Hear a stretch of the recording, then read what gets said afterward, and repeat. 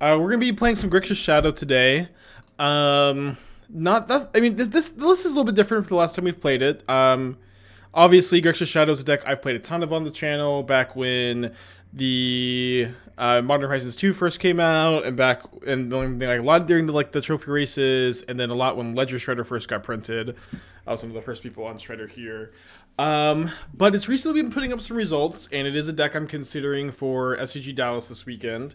A few big changes are that I'm playing Spell Pierce over Inquisition, which I've seen a couple lists doing, and I actually like a lot. I'm also cutting the second Kroxa for one copy of Squee.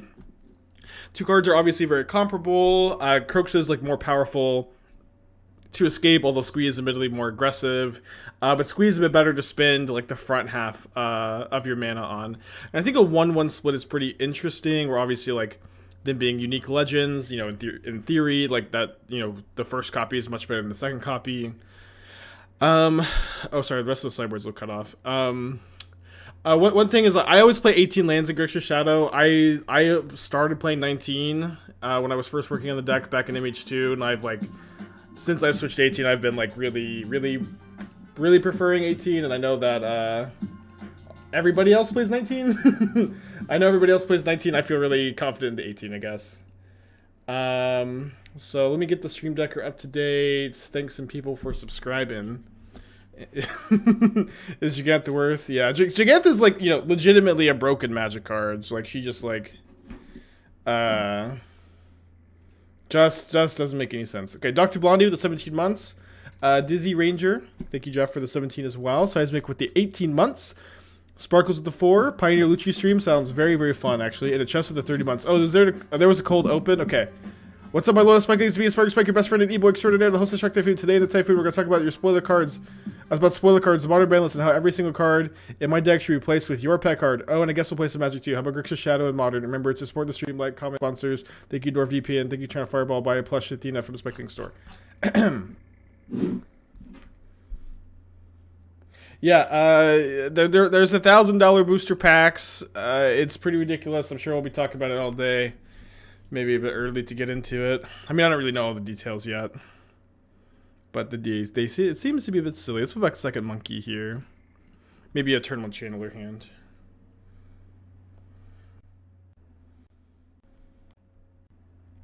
Hold on. I gotta text Mingu about our plans. Okay.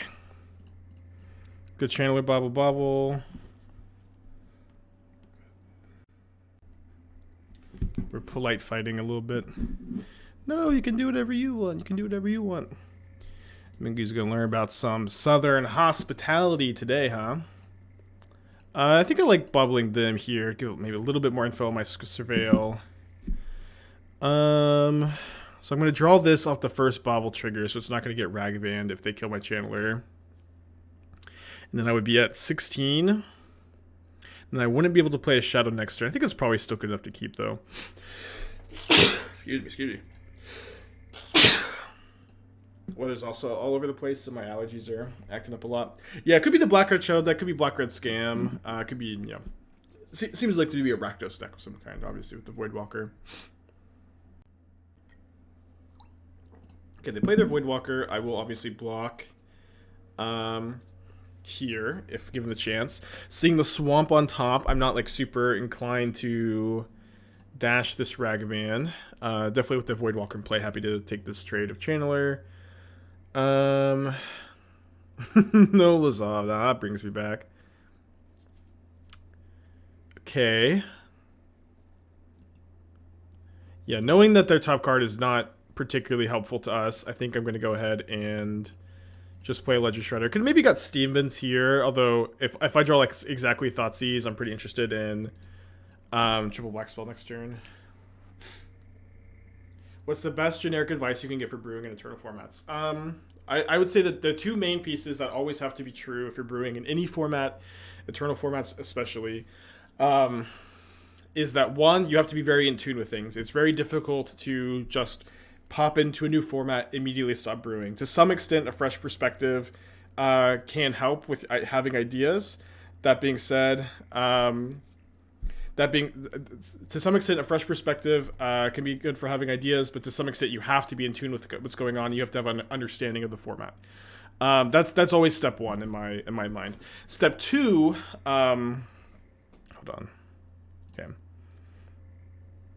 Do we discard the swamp? Step two is to have a good idea, and having a good idea comes with like lots of time and reflection, talking with people. Having idea is a bit more abstract, but it's my brewing process at least never starts with me trying to break a card. It always starts with me having an idea for an interesting interaction, underplayed combination of cards, something like that. I went about Wizards losing their minds. I mean, briefly, I tweeted about it. What do you want me to do? You want me to just ramble and rant all stream about how Wizards is selling $1,000 booster packs? They're bad. Don't buy them. I know that. I guess you do want me to do that, but I'm not going to. I'm not going to. But yeah, these packs are they seem to be pretty dumb. I don't think it's any deeper than that, really.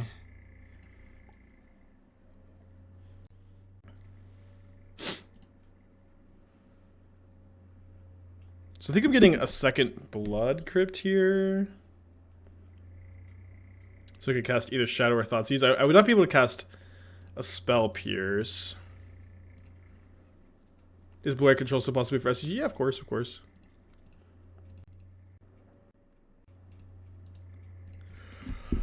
Let's leave the Shredded Black so we have a decent blocker for Ragavan. They're testing the market for the 2,500 reserve list reprint packs. I mean, like fuck the reserve list, you know. I would be totally down to like get rid of it. You know, like to be honest, like 2,500 reserve list reprint packs. That would be like an exciting announcement to some extent. Obviously, like that's a ton of money, but it is, you know, all of a sudden there's like a supply of like new Eternal cards into the market, which is I think like somewhat huge. Okay, loser drown to a grief.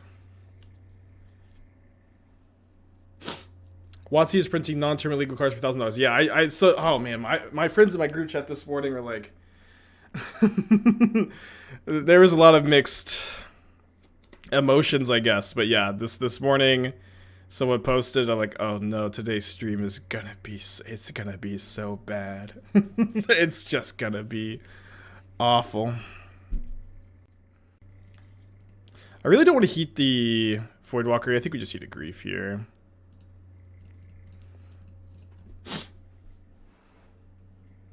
Do not buy $1,000 booster packs. Do not do it. Do not buy $1,000 booster packs. Buy a gift for a loved one. Invest. Save your money. Donate to a charity of your choice. Do not spend $1,000 on booster packs. Just don't do it. Just don't do it. Whiskey, 5 months. Thank you.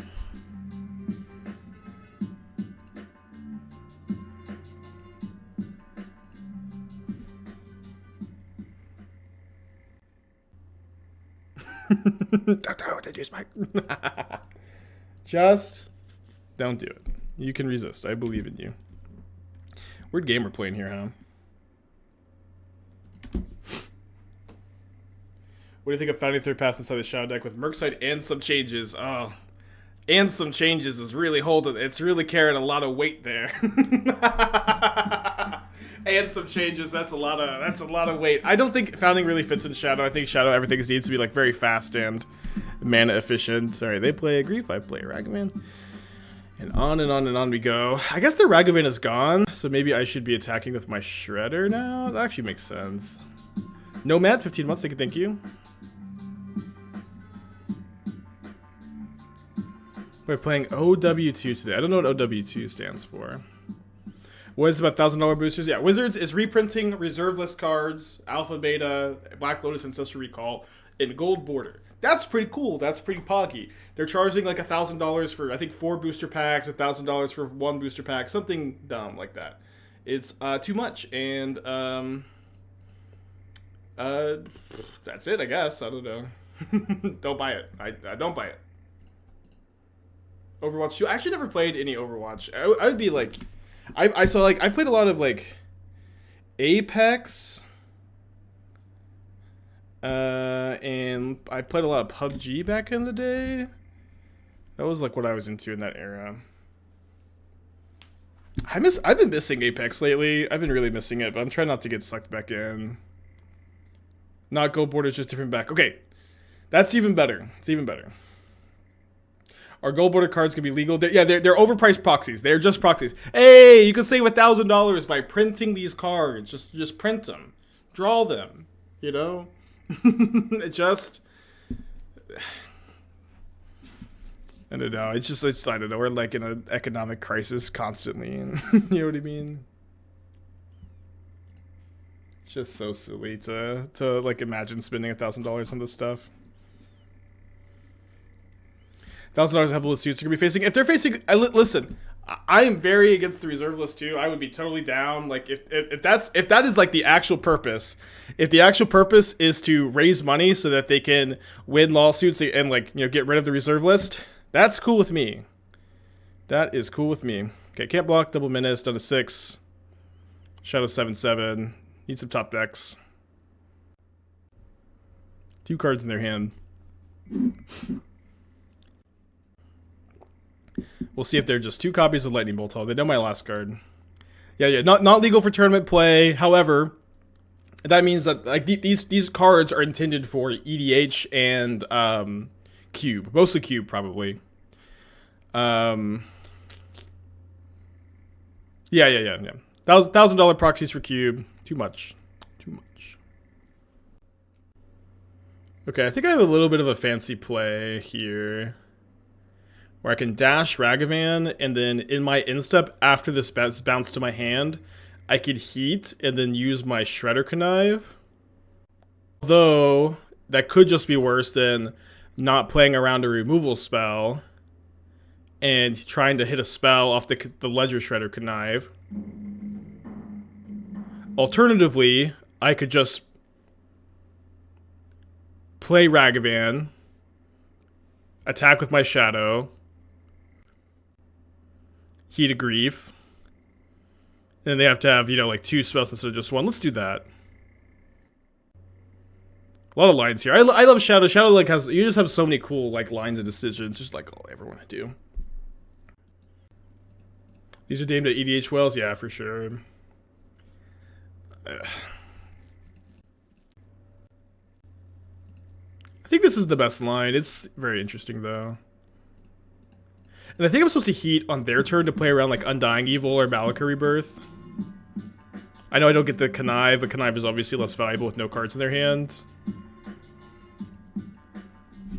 Squid Squad, 23 months, thank you. $5 for Spike's proxy printer going brewer. No, I would not take money in exchange for proxies. Is there a tweet somewhere about this? I just got some info from my friends in the group chat. Twitter is on fire. I tweeted myself. Oh, awesome. Hold on, sorry. My friend of the channel, Dino Segile, is getting very close to finishing the God Run 3. They block here.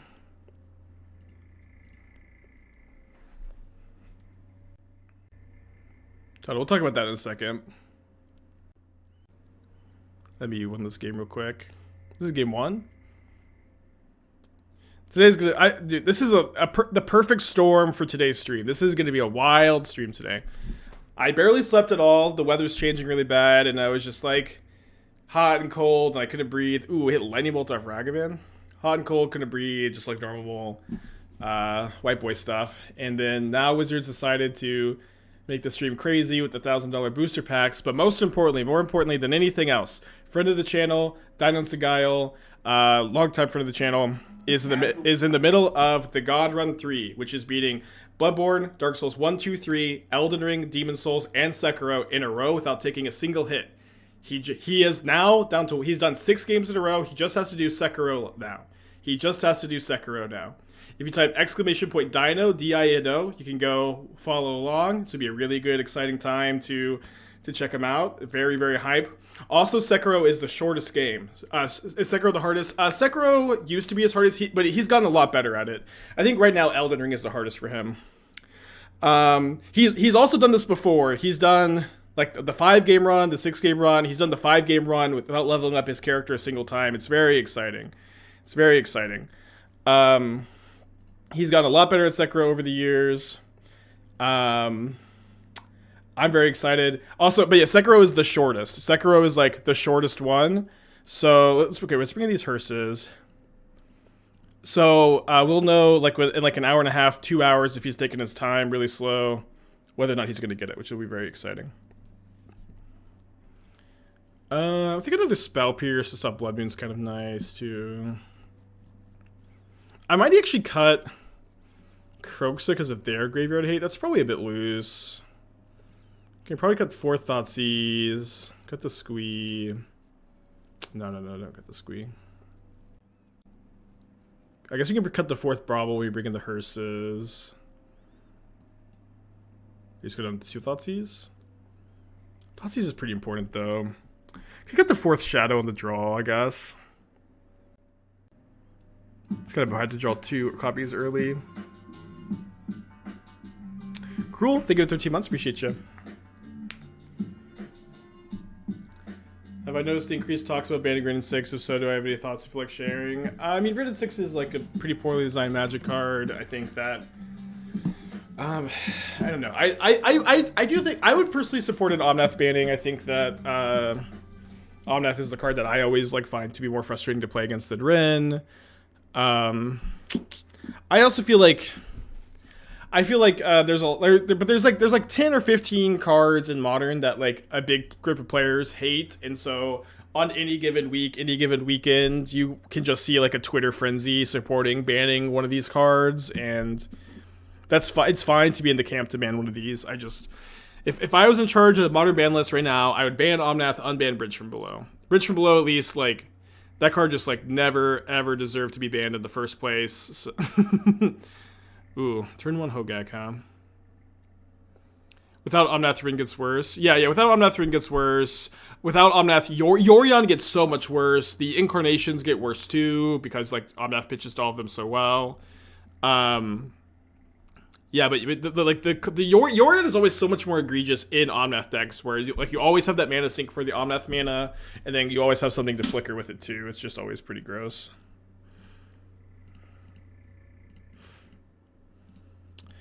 Written 6 is everywhere, Boseiju makes it almost Wasteland Loch level, should be banned. So calling Written 6 Boseiju Wasteland Loch level is, I would say, like an incredibly disingenuous argument, where Written 6 Boseiju is like relevant against like maybe 15, 20, 25% of decks in the format. It's like it's also so different from, it's so incredibly different from the Wasteland Loch. I think I'm gonna chip block here, where one of these cards is like very quickly denying you mana every single turn, and Written 6 Boseiju, like you get to keep the mana in play. It's like good against like exactly Tron and Hammer Time, and like it's okay against Titan, but it's like super beatable for Titan. Handful of other decks like Belcher Oops All Spells.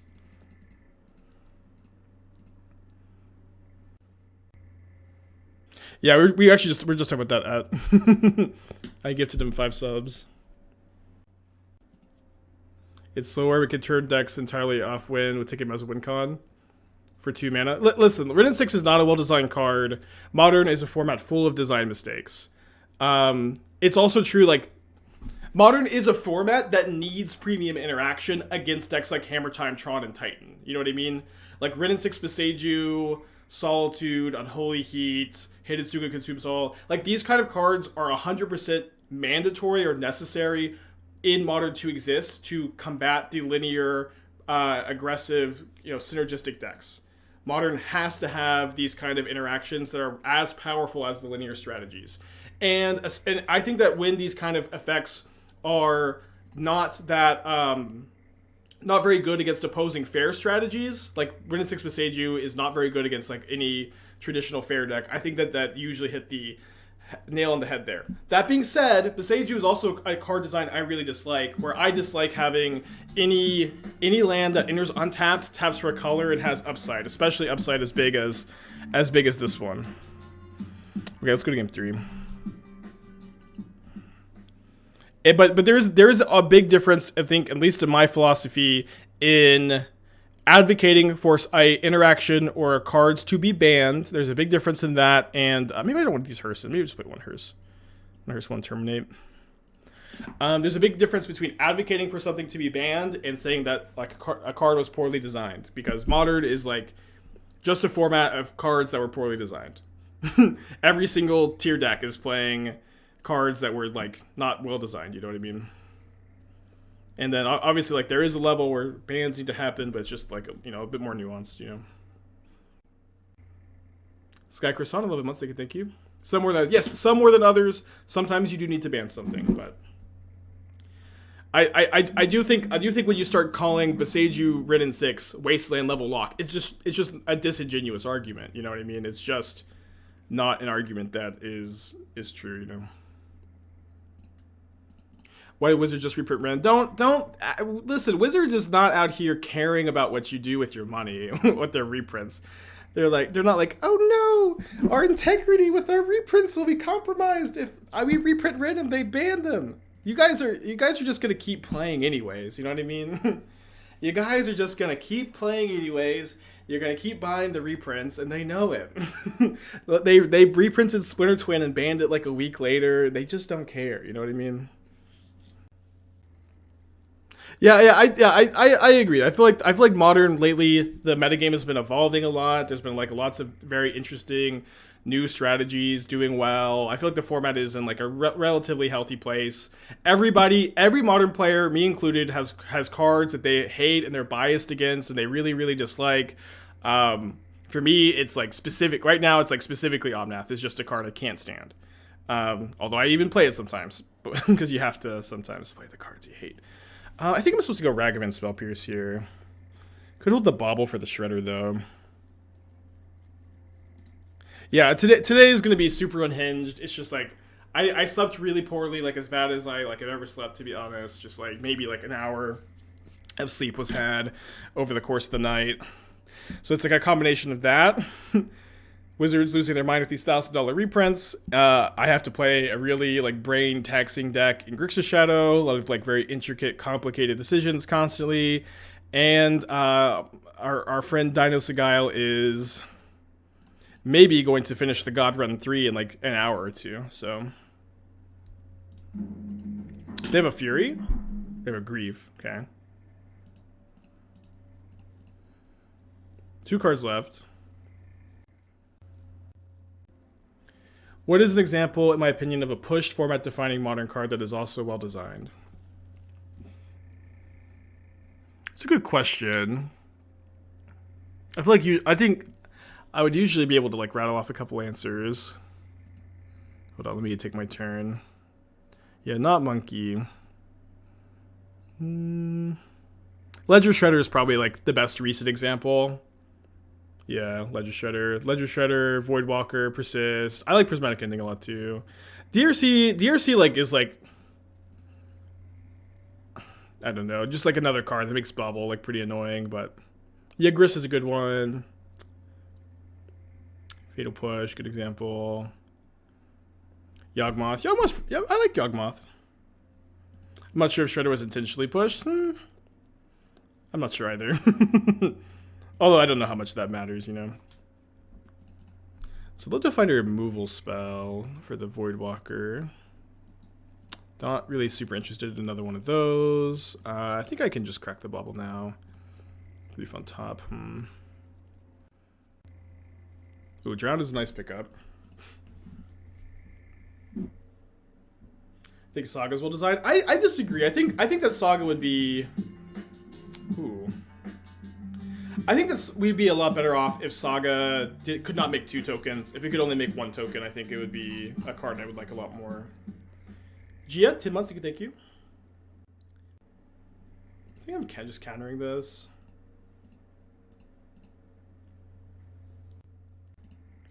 But again, you know, one thing that makes these kind of conversations so difficult is everybody just has such drastically different opinions, you know what I mean?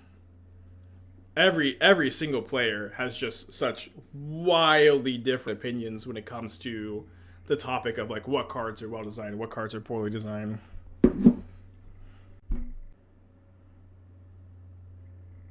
Alright, let's Thoughtseize pre-combat to try to hit Delirium. I think Wizards should remove cards until it's 2014 again. That is the only incredibly popular opinion that exists when it comes to Magic design. Alright, so I can crash in the treasure for Surveil. I don't think that's worth it. Their hand is Grief Mystery card. This is probably the least linear Modern's ever been. I think that that's true, although there's also like plenty of like viable linear strategies. But I agree. Like I agree, Modern now is the least linear. I think that is a good way to describe it. Where for years and years, Modern was defined by just slamming your linear synergistic decks into each other and like playing a strategy like, you know, sometimes I guess Grixis Shadow became playable at some point, but decks like this, decks like Control have not been particularly viable for most of Modern's history. Decks like Murktide too. Like it's like the last time there was like a tier 1 blue-red deck, I think was Twin.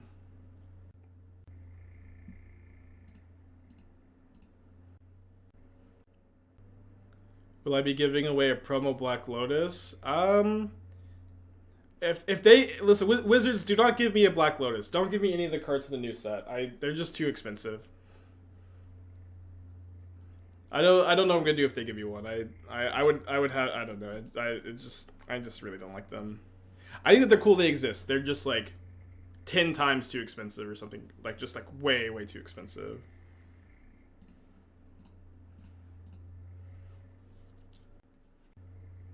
What's the deal with these 1K booster packs? What's the deal with these 1K booster packs? I don't know, dude. You tell me. Will Magic die with these $1,000 booster packs? Will Magic die with Lord of the Rings set? Will it die because they ban Modern and it's just EDH from now on? Who knows? And who cares? If it dies, it dies. You know what I mean? I'm gonna look at this. Oh, go to 5. Wow. Okay, put 3 cards back. Let's put back one of our 2 escape guys. I think Kroxa is a bit more of like a plan to be in on the Mold of 4. People care when they invest a lot of money in these things. It's kind of a dumb thing to say. I mean, I have a very expensive Magic collection too, but like my point is not who cares in the sense that if it, you know, if Magic dies, it's because it's not interesting anymore. You know what I mean? If Magic dies, it's because it's just so bad that there's no point to play anymore. And if that happens, then you're not going to want to play anymore, right? And so it's just, my point is that it's futile to worry about it, is maybe not a point that was super well made, but also,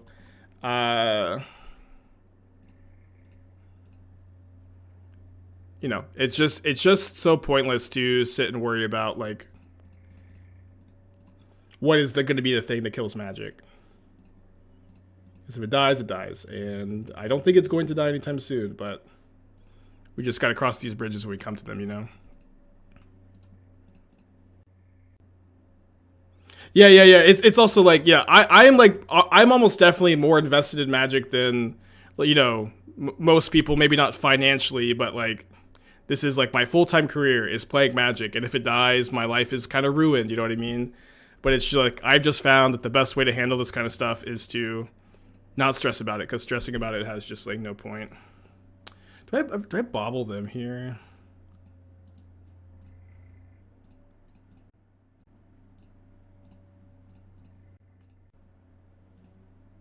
Yeah, I do definitely agree though. It's like you know, as someone who has very like, you know, thousands of dollars in Magic cards, it's just like, well, their hand is all lands.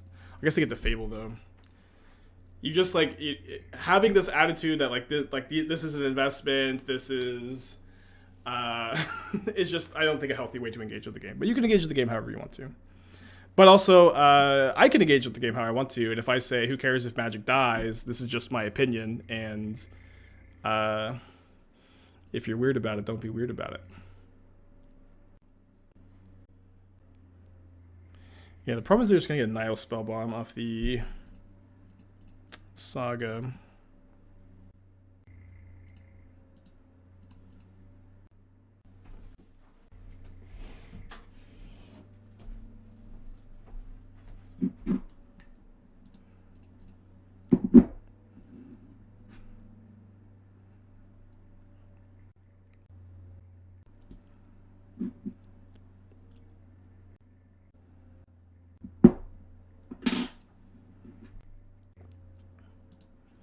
And I guess maybe I'm like a little jaded too, just because I get like the constant like Spike is X or Y going to kill Magic. I just get asked all the time.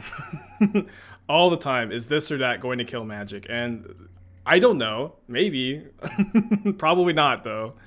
And I just don't like to put any stock in like worrying about it, because if it does, it does. There's just like no control. Nihilist Spike today. Yeah, scenario 1.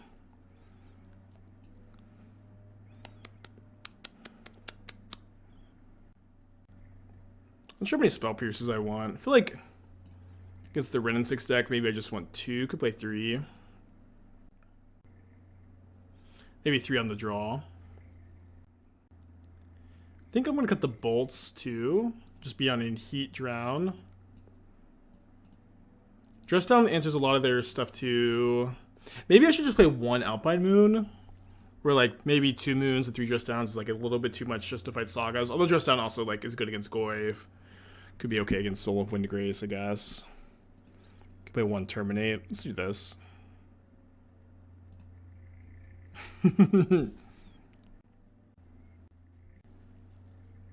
This game is so closed off to new people. That's absolutely true. I think that is a big problem with the game, is that it's just like not that. It's just, you know, I think that was the best thing Arena did for the game, was made Magic like way easier to get in for new people, which is, I think, very good thing.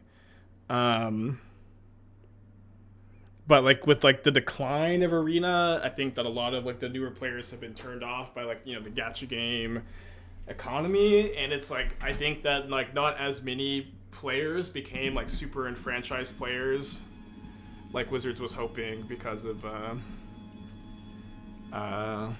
you know, just kind of all that just gestured generally over to Magic Arena.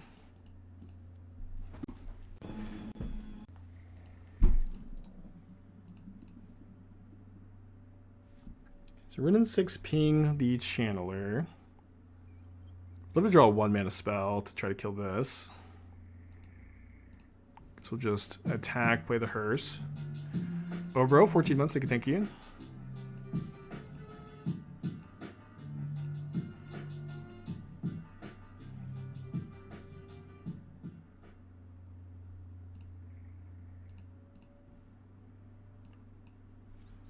How would I say Shadow is positioned post-meta DMU? It's been picking up results. So like Grixis Shadow, Dimir Shadow, and Rakdos Shadow, 3 like different and interesting variants, have all been putting up some level of results lately, which is very interesting. It's a deck I'm considering pretty seriously for SCG Dallas this weekend. A deck I think y'all should keep an eye out for too. Okay, let's keep that Shredder, although I'm not going to be dress downing this turn, so I think I might as well Jegantha here.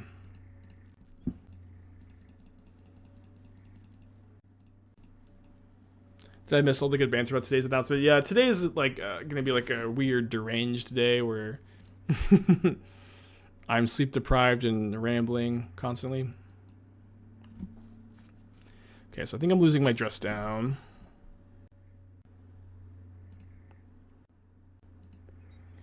I think I leave the Mire uncracked here, though. So if I draw a land, I'm casting Jegantha. Hopefully I could just like connive it away, though. Okay, so let's go Fetch Shock, Blood Crypt. I guess I'm going to want to leave maybe Steam Vents up here. Could cast either another Shadow. I guess I don't have any Thoughtseize in the deck. I could cast Shadow or hold up a Spell Pierce, though. If I leave up Steam Vents or Heat. Maybe I could leave up Watery Grave. I could also cast Alpine Moon if I draw it. Tough spot. It feels like just like whatever I choose is going to be wrong. If I draw another Shadow, I don't think I mind waiting until next turn. So let's go ahead and tap the Blood Crypt for this. Okay. Heat is an interesting pickup. The Ren and 6 is not something that demands to be answered here, since it's kind of just being checked by the Shredder. Although if my opponent brought in Pithing Needle, this is really bad, but I'm not sure that they did bring in Pithing Needle.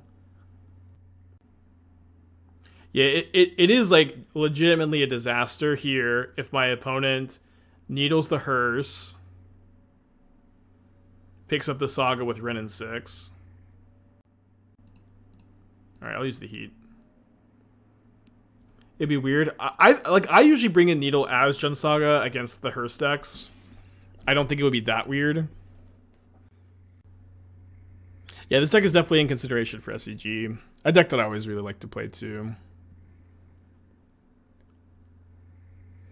How's it going with Esper Wizards? I didn't put any more work in on it. Ooh, explosives is so bad here. I didn't put any more work on it yesterday. I guess we're just gonna lose probably. How do I sort my collection? It's really disorganized at the moment. In theory, I've got like binders, but it's hella disorganized. Tough matchup to mold the 4 in game 1 too.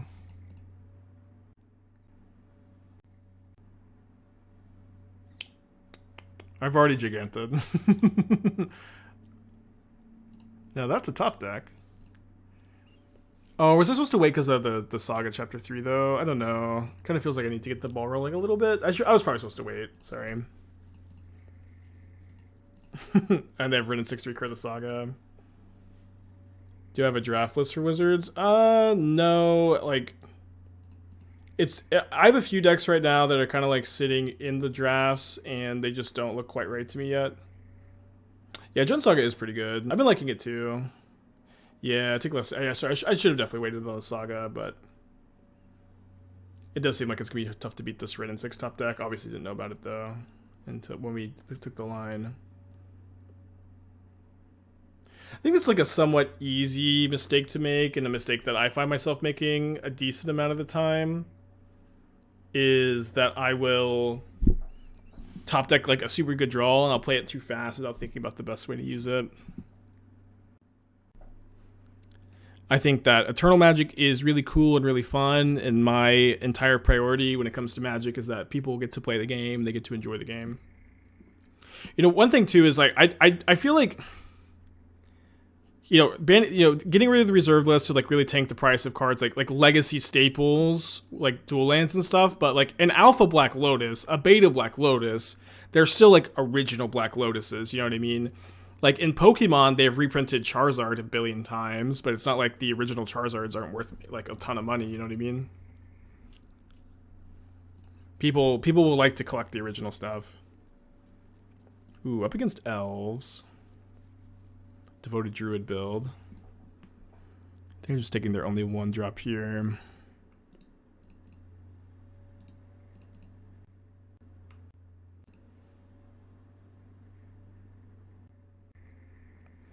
We take the Leaf Crowned Visionary. It's kind of close.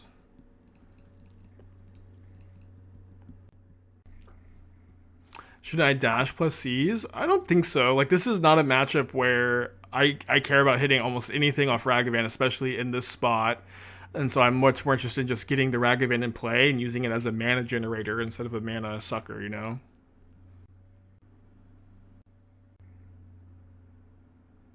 How is Anniversary indicative of how Magic appeals to new players, Boomer product? I think that we're just saying a lot of things right now, and everybody's getting lost in the sauce, and they're getting mad, and that's cool. We could just like let chaos reign today. But I don't know. It's always tough to have like super good conversations in a Twitch chat, and it's tough, especially on days like today where everybody's they just want to be so mad. My only advice is just don't buy it. Just don't buy it. Okay, there's the other Devoted Druid. Let's go ahead and get in.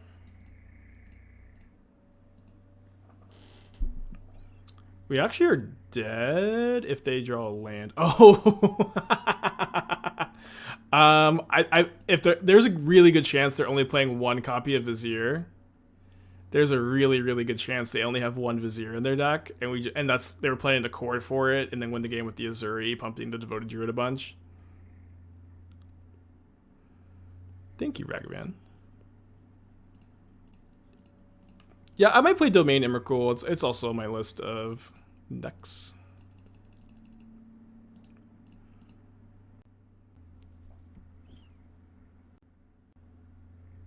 Why not leave it in exile? I mean, they don't have a way to recur. This is a 2/1 creature that can attack. I'm not worried about them being able to bring this back. I don't need the extra mana either. So they can block with Devoted Druid and regen. So it should be a pretty straightforward attack. Escape Kroxa. Should I sell my collection to buy Secret Lairs? An interesting finance question. Although I will say, like, at least with Secret Lairs, you know what you're getting. Like, to spend $1,000 on 4 packs and then you just don't open anything. What a nightmare. At least with Secret Lairs, like, you know what you're buying.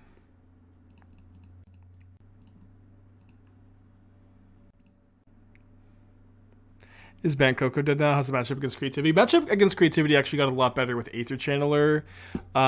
You're supposed to pretty proactively make a bird token with Channeler so that you have something to sack to your Archon and you can just flicker your Channeler a lot of the time and get rid of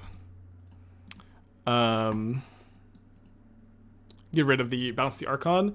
One big issue for Bant, however, is that like Hammer Time is like actually playing a lot of Hushbringers now. It's like every list I see has like 2, when like in the past there's like sometimes they would play 1 copy. And so like I think that like now is finally the time to play Prismatic Ending in the sideboard because of that. And I just haven't like spent the time to rework the sideboard yet. Okay, so we're up against elves. Let's bring in these dress downs. Terminates are probably fine. The spell pierces probably bad. Kroxa was good there. I think I'm cutting both of the escape cards, though. Ragavan is totally solid on the play. On the draw against, like, Dwynen's lead. Can be a bit dopey, although if you have interactive spell, it's fine. I think I may have cut 1 Shadow, 1 Ragavan.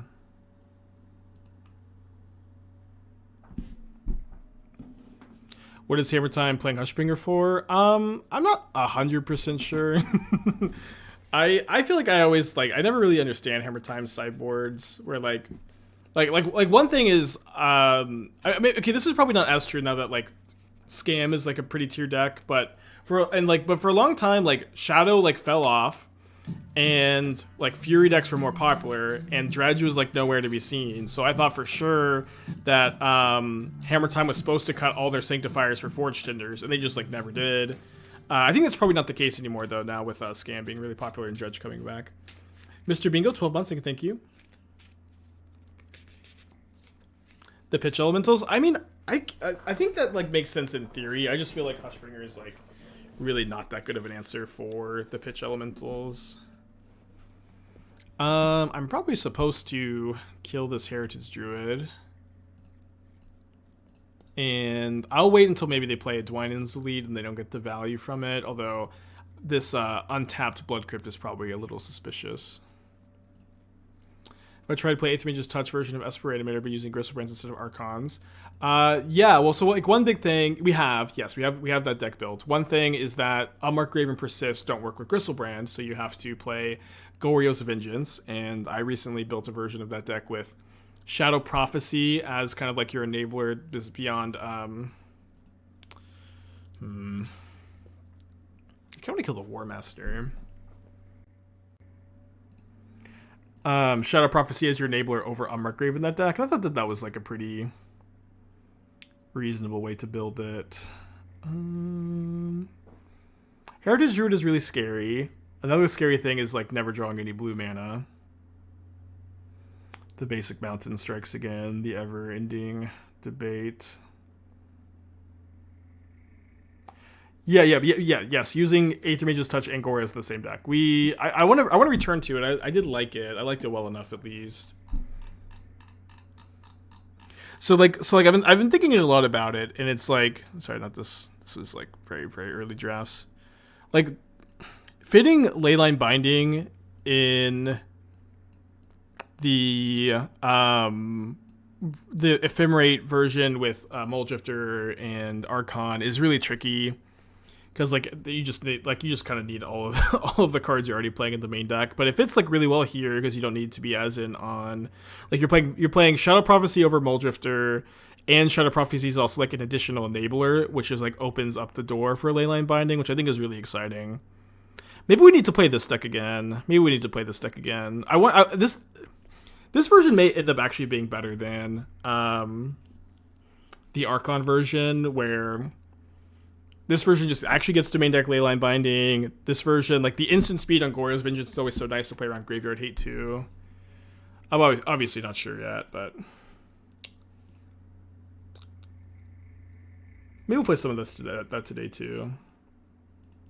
Hits Fury, Solitude, Grief, less good against specifically Fury than Forge Tinder. I think it makes up for being good against Broad Spectrum. Yeah, that's fine. I don't know. It's also like a 2-mana answer to these cards, which I kind of have a problem with. But yeah, it's like obviously like a reasonable card to play. Is Indulgence better than Mending? So in this mana base here, we're using Witch's Cottage to combo with Aether Mage's Touch, and also just like be kind of a nice way to rebuy Solitude and Grief in the mid game and just hardcast those cards and maybe overpower your opponent sometimes. Okay, yeah, I think now we just go Shredder Ragavan. Getting Watery Grave. That's the idea at least, and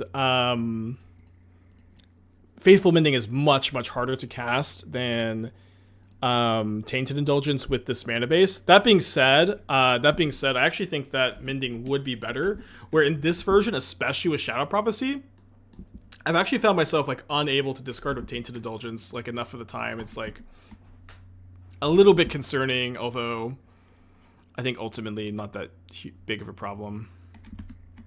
But I do think that Mending is like uncastable in the deck, or uncastable enough that I'm not that interested in it. Is Esper Food a good choice right now to fight against the modern meta? Maybe. It's something I need to return to also. So I haven't said this yet, but like today is like to some extent emergency playtest day. I'm not as good at branding deck days as Jim Davis, I guess, but I don't know what I'm playing. SCG Dallas is coming up. I also have like a lot of like, preparation to do to like get the house ready for Menguchi. It's just, I got a lot going on. So today I have a lot of decks that like are on my radar that I am interested in playing. I think I've got a lot of action in the hand. Keeping it another iteration is really nice. But I think I kind of like just going like Channeler Lightning Bolts this turn, and then I have like a lot of action for next turn and a Surveil. So the decks I'm like considering playing for today, obviously this deck, Blue White Control, Esper Goryo's, Esper Food. I know that we've been talking a lot about the Esper Food deck, also talking a lot about the Esper Food deck and how we're interested in splashing red for Goblin Engineer, but after like I've been spending a lot of time with it. And I'm thinking that that's not the move. I've been casting a lot of Goblin Engineers lately, and like, yes, the card is good. Yes, it is a playable card, but I think it is like a nice enabler more than it's the type of spell that I think you can be like super in on. I don't think it can be like your plan A so much. I don't know if I'm articulating that super well. I think I was supposed to sequence like this. I was like pretty okay with dumping the extra Shredder. What would lead someone to consider Dimir Shadow versus Rakdos Shadow? That's a really good question. So here's one thing about Dimir Shadow. Is I was working on the deck for a while, and it was like really popular. So I was playing like basically the same Dimir Shadow deck that people are playing now, with like Ledger Shredder, Murktide, Shadow as the threats. I did a couple versions. I think my first version had no Shredder, then I had Shredder, right? The first version may have also been pre-Shredder too. I can't remember. I remember like playing the deck. I remember that the deck was like really popular on stream. People like really liked when I played that deck. I also remember thinking like the deck was pretty bad too. Like, it felt like worse than Grixis Shadow, worse than Blue-Red Murktide. And I didn't feel like it was like an unplayable strategy, and I do certainly think that a lot of the times players can gravitate towards decks that make them feel smart. I'm obviously no exception to this, but they gravitate towards decks that make them feel smart rather than the best versions of decks. So that being said, my evaluation could also just be completely off here. That was my evaluation. We're going to play Binding in the sideboard of Esper turns to replace Prismatic Ending. Esper turn. Do you mean Esper food with the take infinite turn combo with Time Sieve? Because I think that the issue there is that it's hard to play Prismatic or Leyline Binding in a deck with put back Shadow and Leyline Binding in a deck with Urza Saga.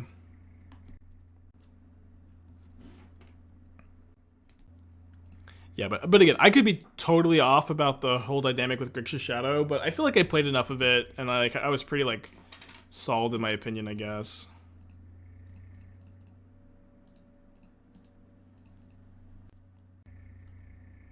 Was there a combo with the single Devoted Druid they're going for? Yeah, it combos with Vizier of Remedies to make infinite mana. So that version plays Devoted Druid and then 4 cores. They can core for Vizier, make infinite mana.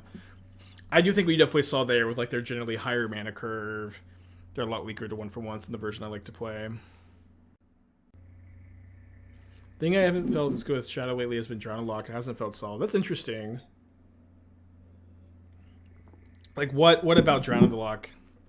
Like hasn't felt solid is like a fine thing to say. Any like more specific. What are we playing against? Any more specific thoughts is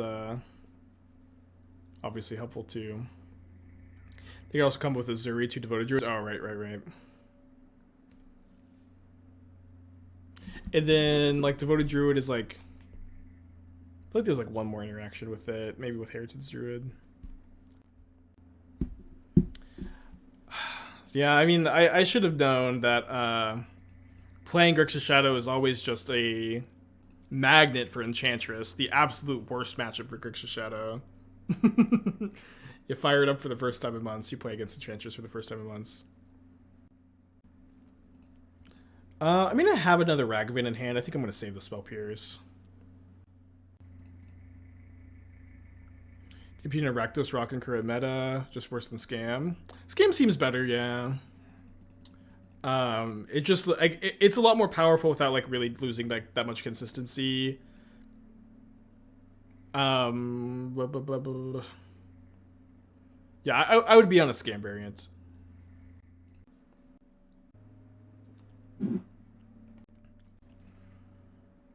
Okay, so let's drown to sit this. Hold up Spell Pierce. I guess now drawing a land really nice. You can hold up Spell Pierce and drown.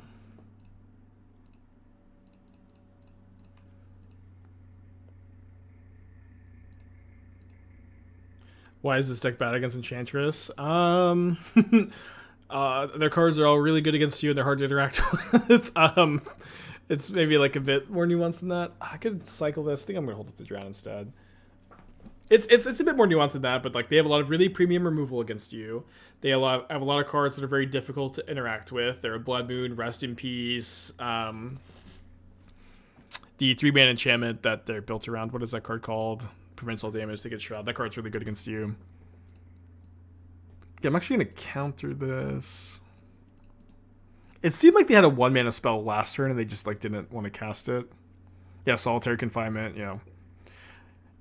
To some extent, most bad matchups do just boil down to like their cards are good against your cards, you know, and I think ultimately that like really is what's going on. They even play Veil of Summer sometimes.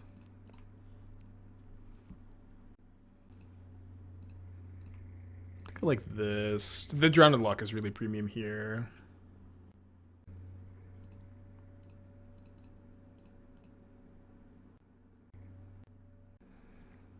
Okay, so Solitary Confinement without an Enchantress card is not really a problem. So I think I'm just taking the Sterling Grove. Enchantress's presence also is like, that card is so hard to beat, in my experience.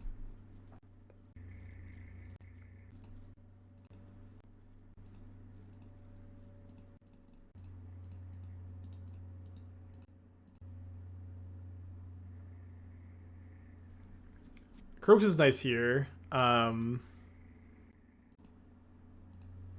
think it's fine to play the Kroxa and only hold up one counter spell. We know that they don't have any cards in their hand we need to counter. Should be fine to shock as well. Yeah, we're definitely drawing really hot, which is, you know, a good way to win your bad matchups. I think, you know, this has always felt like the thing about Grixis Shadow 2 is where there's a lot of decks in the format that line up pretty well against Grixis Shadow, but it's just like such a powerful deck that it is just kind of capable of winning anything. So, okay, so their last card is Solitary. I don't need to drown this yet, and because I'd be drowning off 2 treasures, there's just like no reason to do it now. Oh, I also can't do it now because they shuffled. Huh. I mean, I wouldn't have been able to drown anyways. I don't know why everybody's saying no.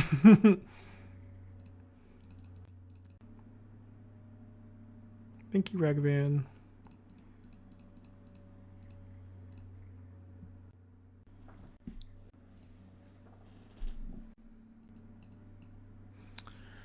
Okay, so let's bring in third Spell Pierce. Lucky to win game 1. Still a very tough matchup. Tourach is definitely good, or good enough. Let's got the Squee. Got the 4th Shadow. Maybe just 2 Shadows where you just like can't cast the card super early. You prefer the more early pressure. How often is Squee better than Kroxa? Squee is like almost always better than Kroxa, I find, when you're casting it from the hand. With exceptions, right? There's obviously spots where like you just like get to get their last card with the Kroxa, and that's really nice. But like what's nice about the Squeeze, it helps you be a bit more aggressive and it helps you like not spend any dead mana too.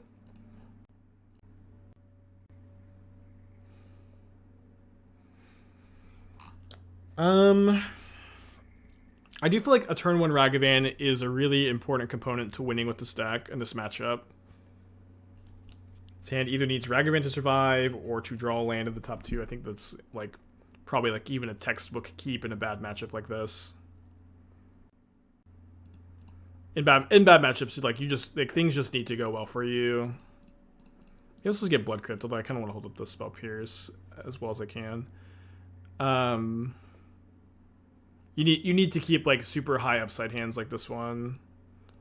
Trench's Presence very scary. Didn't draw the land. I think I'm probably gonna fire off the iteration. Oh, I wish I could ending this so badly.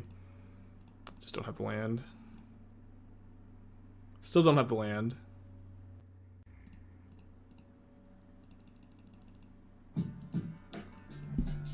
Rod, 2 months, thank you.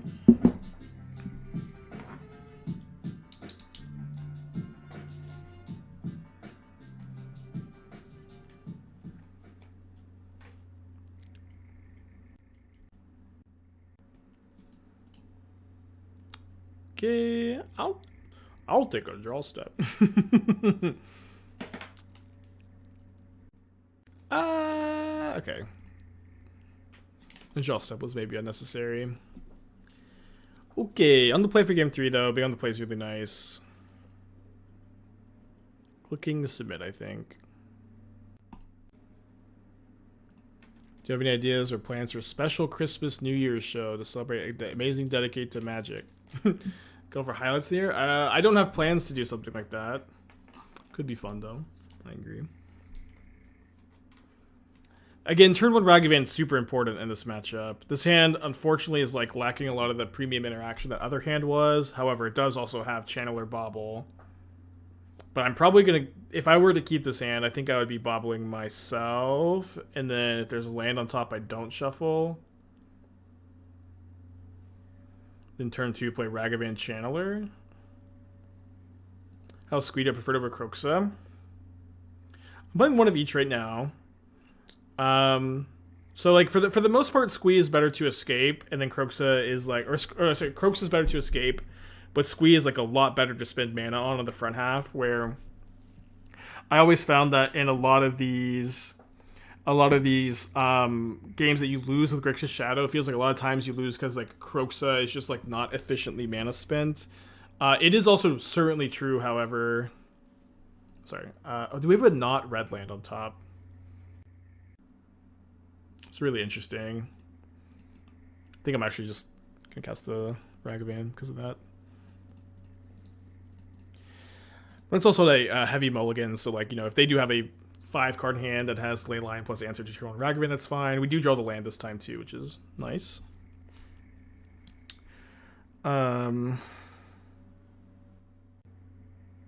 They do have that.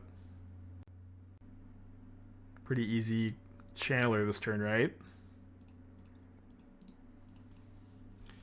Hold up heat for a potential Sithis or the mana guy. Yeah, we had a super duper productive conversation about the booster packs. Everybody became very enlightened and we all came to a mutual productive agreement. Okay, let's keep the Shredder in the hand, I think. Can loot away the Kroxa, maybe loot away the Thoughtseize also. Find some counter magic. Couldn't you fetch after drawing Grave if I want a guaranteed land? Couldn't fetch after drawing Grave if I want a guaranteed land. No, turn 1, play trade-off. Yeah, I know I could have, but the thing is, like, the Grave is not a red land, so I can't double spell next turn. It was why I didn't want to. I think I'm actually gonna Thoughtseize myself here. Goes the Shadow. Gets the Kroxa in the yard. Maybe sets up for Kroxa Escape next turn. Maybe casting Kroxa getting their last card out of hand is better, but...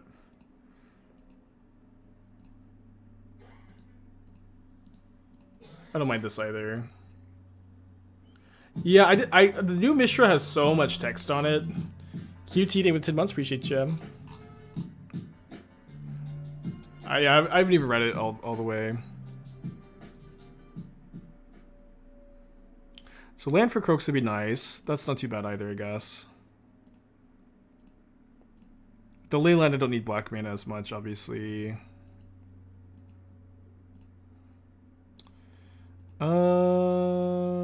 Doesn't seem like they're... Yeah, just an easy attack, right?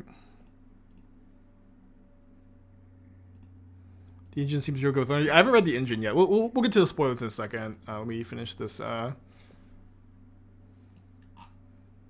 game.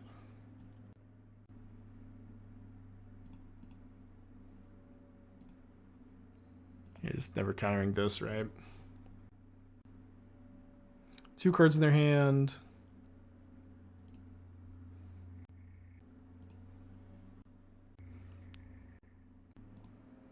Well, I think I just counter the Antonize. They can't solitary confinement me here.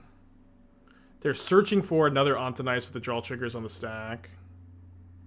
Fair enough.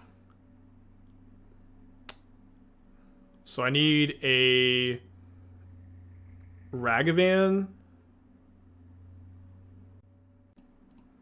Okay, so let me Bauble myself.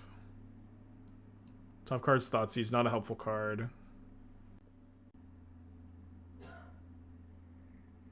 I feel like holding up Spell Pierce is probably a little bit more relevant than escaping Kroxa. We also get to turn off fetch lands.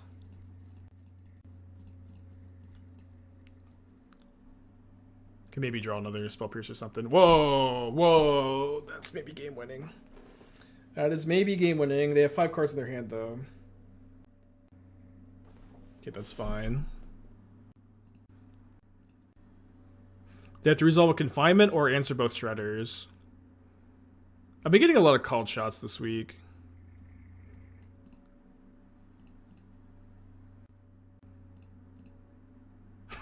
Okay, we'll get the mismatching Spell Pierce out of here.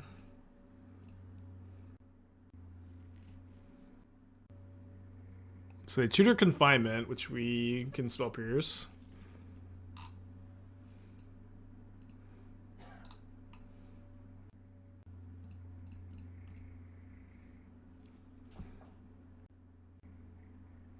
Gonna beat Enchantress.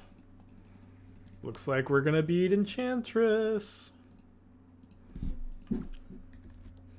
Feels really good. A matchup I feel like I never beat. It's a lot of text up against Yorion. Yeah, this has been rough 2 mulligan really low in these fair matchups today.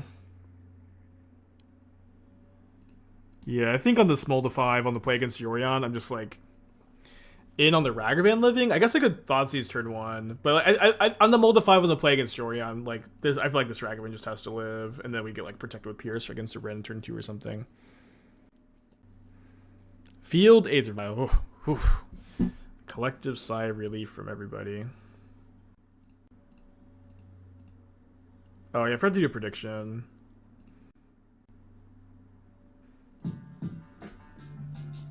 Yeah, Modern is still the format of creature removal.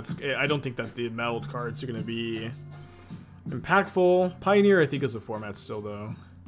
Not solituding this Ragavan. So I think I'm just not giving them the option to. I mean, they get to cast Thalia, play Giver, but if they do so, they don't get to play the Saga this turn. They can draw another removal spell. Yeah. The engine like is a really sick Unearth card. Like a Bedlam Reveler that works with Unearth is I think really exciting.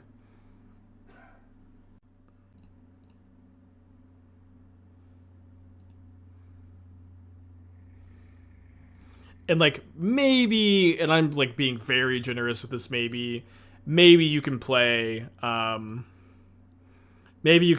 a Mishra in your Phyrexian whatever card deck, but probably not, right? Very similar to Ox. That's true, yeah. Guess this. What's the Ragavan trade for Archon, maybe? Think a Hollow 1 deck with Underworld Breach has legs? Funny you should ask. I was like kind of working on it. Yeah, so like yeah, Underworld Breach does have like weird combos with what's it called? Burning Inquiry. So it is like, you know, somewhat interesting because of that. Archon pretty good against Ledger Shredder. Binance take 4 months. Yeah, but I spent actually like a lot of time working on like mono red breach lists over the weekend, or yeah, on Sunday specifically. Maybe I can try to pull up any drafts that are like halfway decent, but can't play Street Wraith. Street Wraith is not worth the include in my experience. But then I ended up like figuring like the green red breach deck they were playing yesterday ended up feeling like by far the best like, you know, somewhat different breach variant I could find. Let me see if I've got anything from Sunday. Yesterday, beyond just like working on a few other lists, I actually like was playtesting Mono Green Devotion, like just like the Pioneer deck with a few upgrades in Modern. And I did feel like I maybe needed to make some changes. I did make some changes, but it did feel kind of good. It's not quite, I don't think it's quite ready for the stream, but it was like somewhat scary.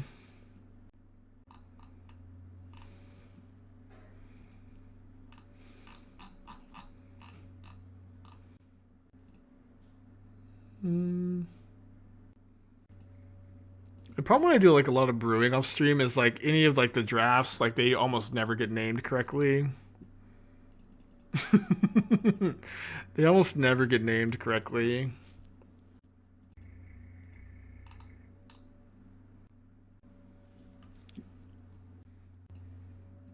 Too bad the Hierarchy can't tap for any Kroxa mana.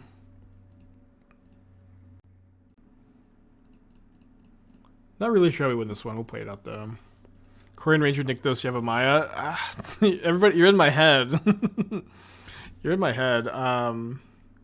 I started to like mess around with that. The problem is like if Korean Ranger could untap your Nykthos instead of like bouncing it to your hand, I'd be like really in. But like I really should untap the Nykthos instead of bouncing it. It was just the opposite. If it was whatever the other one is. I think I can actually concede. I don't see any outs. Iteration into Swamp Double Shadow into, yeah.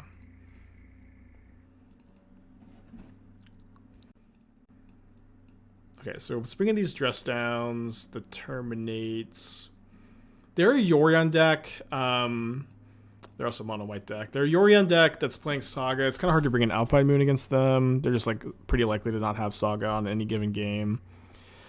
I also feel like they're going to have a decent amount of graveyard hate, so maybe just cutting the escape cards is fine. Although what's nice about Squee is you just cast this one, although they can have plenty of blockers for it. I think I'm down to cut a couple Thoughtseizes, a Shadow against the Solitude deck. You can cut a Bauble when you bring in 3 Dress Downs because you get an extra type for Delirium. Erdin, to get this 14 months, thank you. Arbor, if you have a Maya, Nykthos. Yeah, I've had that in my drafts for a long time. I actually maybe wrote over it with like the version I was working on yesterday. Yeah, I actually did. But yeah, I've had like just like those 3 cards in the draft for a long time. And so this is where I was at with the Devotion deck yesterday. Obviously maybe up for some changes, but very much the Pioneer deck with Leyline of Abundance and Garruk Wildspeaker. And it felt actually like kind of gross yesterday, but I kind of play tested some more. No EE seems wild. Invec is a card to play around. We would Dress Down for Invec. So many no-landers today. Yeah, Wildspeaker felt really good. What's Karn for? Karn does everything.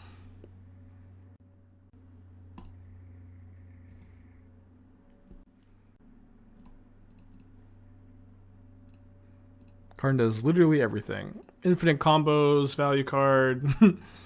Literally everything. Guess I'm just taking the 1 drop.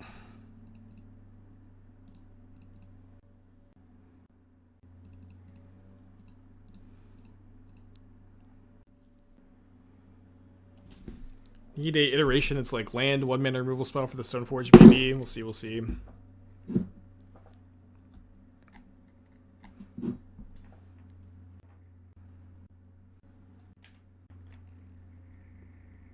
Okay, there's the land. No 1 mana removal spell. We do have a castable Shadow. Let's cast the Shadow.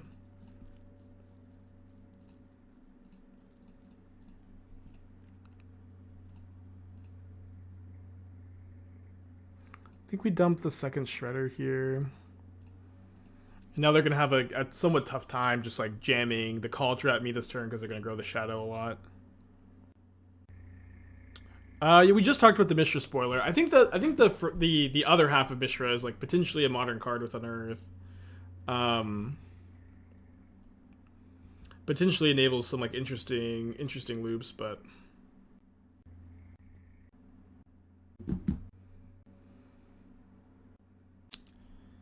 okay.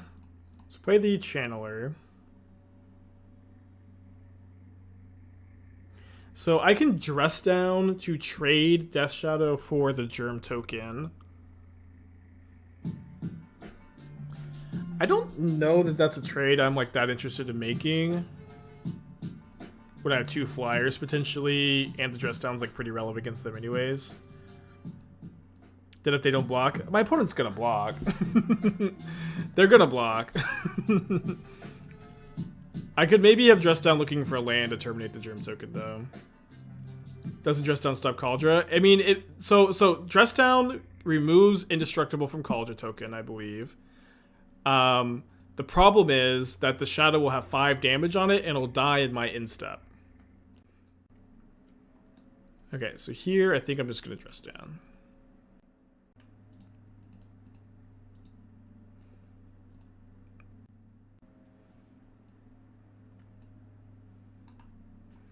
I believe that it does. I don't know. I've had this come up a lot. It does work this way. Is it supposed to work this way? I think so. Always a little unclear, huh?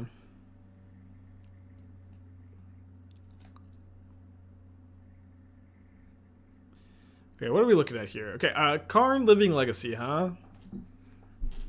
Okay, so you can harmless offering your Karn Living Legacy to your opponent because it's so bad, right? That's the plan. Pretty interesting strategy. Just give your opponent the bad card.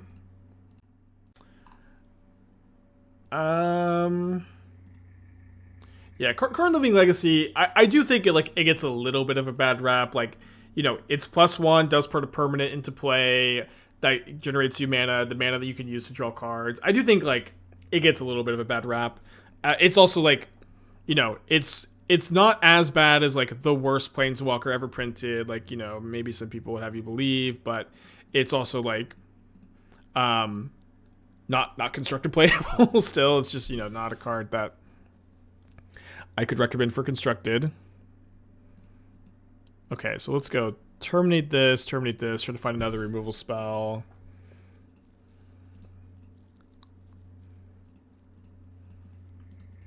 So let this resolve.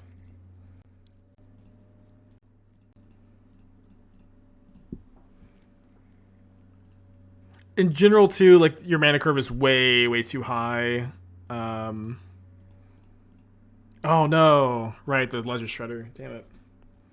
Can't decline the connive, or the, yeah, connive. Your mana curve is way too high. You're playing 8 4-drops in Pioneer, a format that's, like, very fast.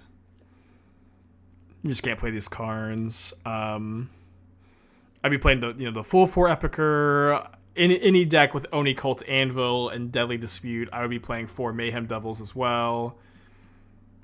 Zero Mayhem Devils feels a little bit silly. So they untap the Kaldra. Almost definitely going to lose my Channeler here, I guess.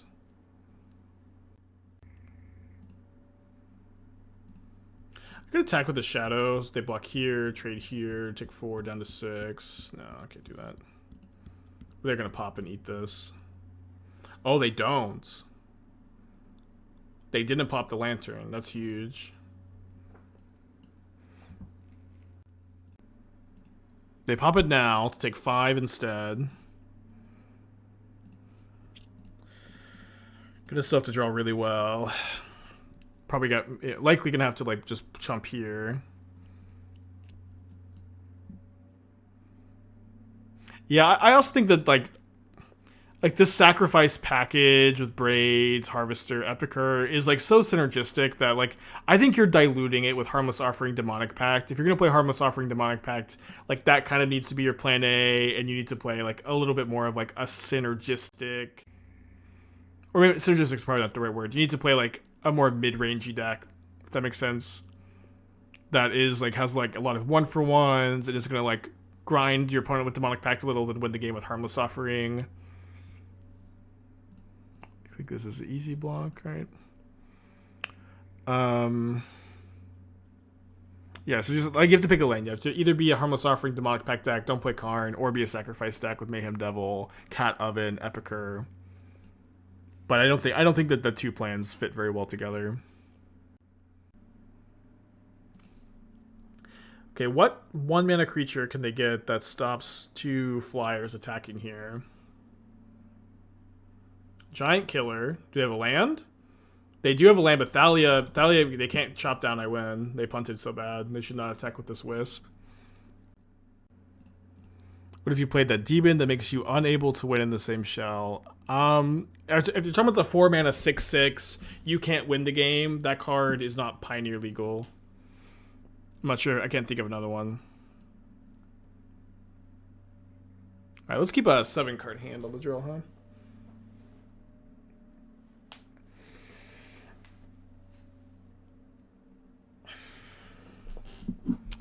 I might have missed something about the deck check. Is that not? Yeah, that is Pioneer. I don't know if did I say anything that was like only relevant for. Maybe I said the word Modern instead of Pioneer, but I think all my advice was Pioneer specific.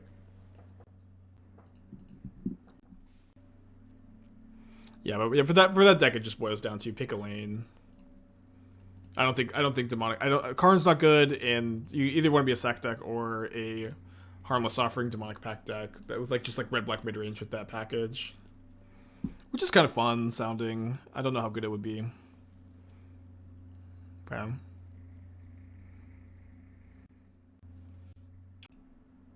I guess I attack. I'd be okay trading Ragavan for Giver. If they block with Sanctifier, we just dress down.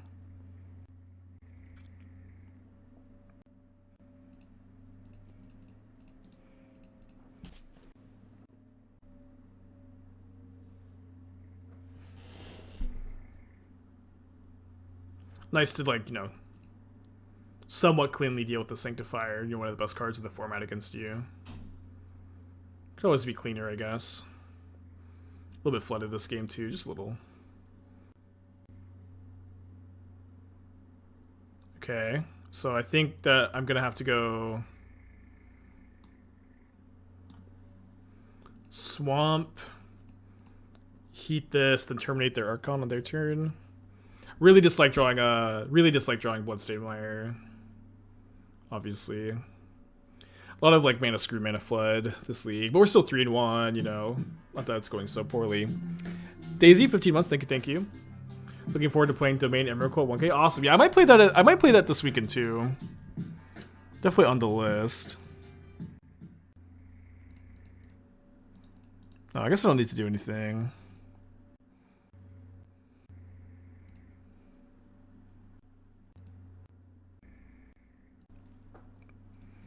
So maybe I have to kill the Stoneforge. If they get Cauldron, I probably have to.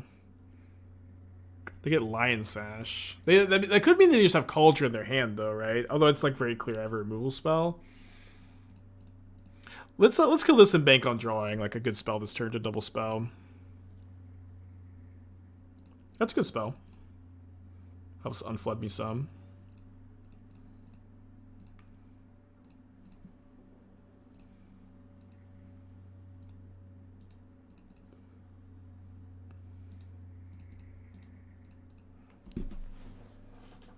Did Baby Emmy raise in price because like I don't know. I actually don't own any Emrakuls, but Mingu is loaning me some Italian ones if I end up playing the deck, which is nice of him. Is there a cheese replacement for second, third Emrakul? I have one at the moment. You have to have at least two. You have to have the two in the main. You could play. I don't know what you were cutting in the sideboard, but it needs to be good against 4-color Omnath. Whatever card you choose, but you know, for you know, sometimes you can replace cards in decks. But like usually when, like in the case of Domain Emrakul, like the deck is completely built around Emrakul. It's very hard for me to get around substitution.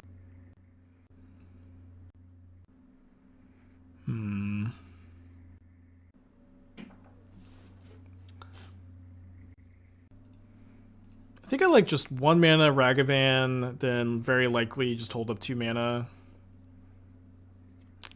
Gonna play that. I don't think I'm also gonna play around. What's the card? The 3 mana Avid Mind Sensor. Sorry, my breathe rate strip keeps falling off. Do you think? Yeah, people like always advocate for Jitte to be unbanned, but it kind of feels like a little bit to me like Green Sun Zenith, where people are like unban Green Sun Zenith. I'll be a hero and play it in my Maverick deck, whatever a Maverick deck is. And the reality is like Jitte like only we'll see play in Hammer Time, and it's gonna like you know be like a pretty big buff to Hammer Time as an archetype. And I would say, very likely, very arguably, Hammer Time is probably like not an archetype that needs like this big upgrade. What should say for Dice Factory? That would be spicy. Is Esper Food still good? I do think it's actually probably like very good at the moment. Well, like the general lack of Tron. I'm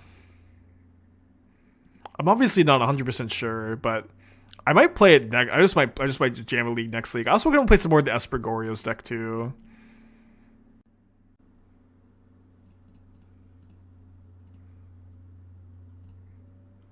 Stack it like this so you actually have some control over the next draw step. Esper Food is hard versus creativity. Really? I never really minded that matchup so much. Like Asmo kills the Archons really well. And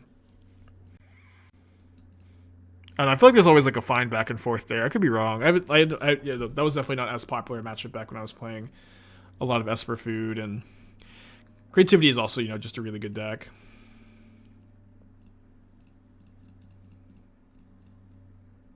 think Binding is the present future blue-white control. Yeah, for sure. I've only done one blue-white control days with Binding, but Binding felt absurd in the deck. Like, I really can't imagine registering blue-white control right now without 4 copies of Leyline Binding.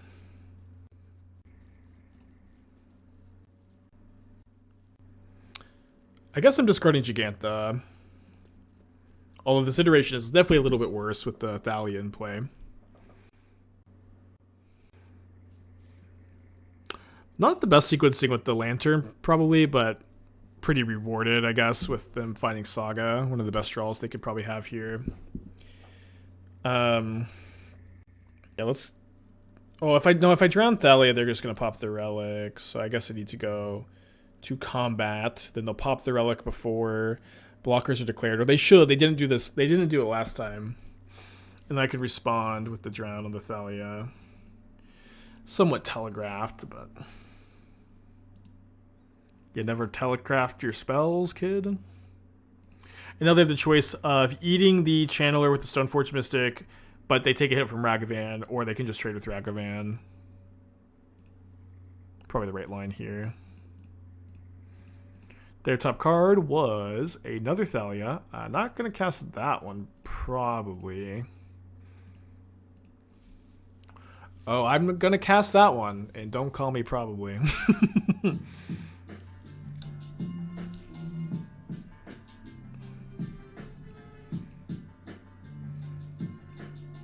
Am I going to cast it? I think I'm going to cast it. I have fetchables left, right? I have a Blood Crypt, Steam Vents, Watery Grave, and Exile. I don't have vegetables left, actually. Watery Grave, Blood Crypt, Steam Vents. Okay. I can't cast it, so we just have to pass. Plans on revisiting Reclamation anytime soon? Check anyways. I mean, just lose a life for no reason is what you're saying. I don't know. You ever see 3 lands in iteration? Yeah, all the time. Alright, is their last card an answer for this 5-power Ledger Shredder? Because they are just dead. My opponent says GG in the chat. And somehow, despite like mulliganing to 4 and 5 a lot this league, getting mana screwed, mana flooded a bunch, we 4-1'd. We also played against Enchantress and won. I feel like this was like a really glowing review for Grixis Shadow as a deck this league. Like, just stumble so much and still 4-1. Would be pretty fun to play at SCG too. Oh, also, like, don't all the SCG people play Breach? Shadow's really good against Breach.